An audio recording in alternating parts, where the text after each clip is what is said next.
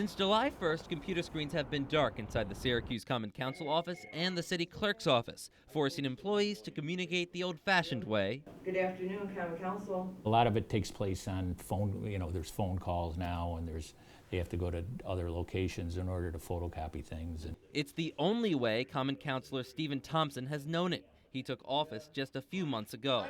He was quickly elected majority leader and flung into the middle of a battle between the Common Councilors and the mayor's office.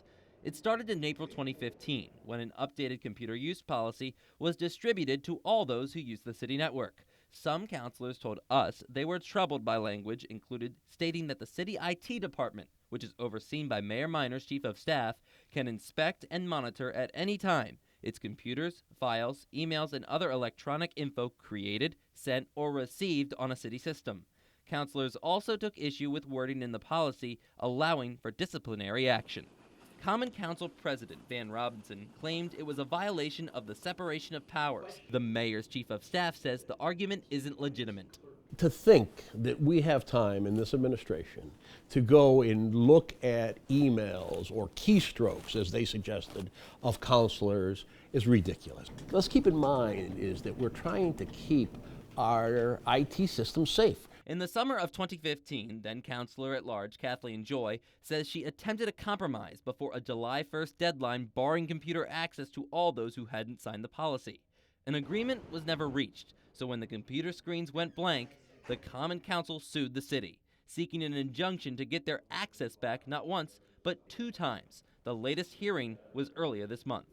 Through a Freedom of Information Act request, NBC3 has learned that both parties involved in City Hall have hired outside counsel to represent them in state Supreme Court. That has cost you, the taxpayer, thousands of dollars. According to receipts we obtained from the attorneys for both sides, nearly $29,000 has been billed to the city, a little more than $12,000 from the mayor's administration, and more than $16,000 from the common councilors. And that number could still grow.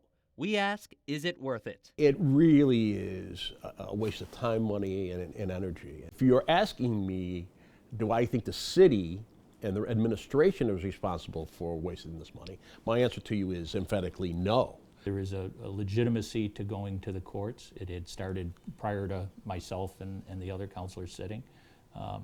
And at the same time, I would say that, I'm just saddened that we were unable to come to complete agreement. So when will it end? I would say an end is coming when the judge gives us a ruling, yes. NBC3 has learned another conflict has arisen concerning attorney Paul Curtin, the counselor's lawyer.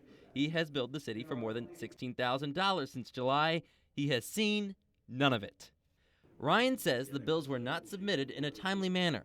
The first bill for Mr. Curtin's services was received by the city clerk's office in August. Ryan claims the city's budget department didn't see it until December, around the time the council that voted to authorize payment was on its way out.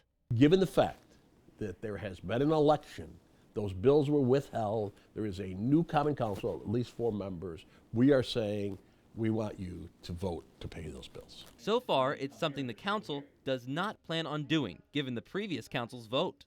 The council's belief on that is that they don't have the authority to do that. That in fact the money was set into an account. The account is available.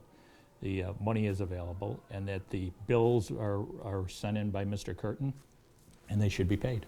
Thompson tells me several counselors have said no matter what the judge rules in the coming weeks, a majority agrees it's time to stop fighting in court. While it's not yet clear if computers will ever turn back on, what is clear in this City Hall feud? You paid for it. Brett Hall, NBC3.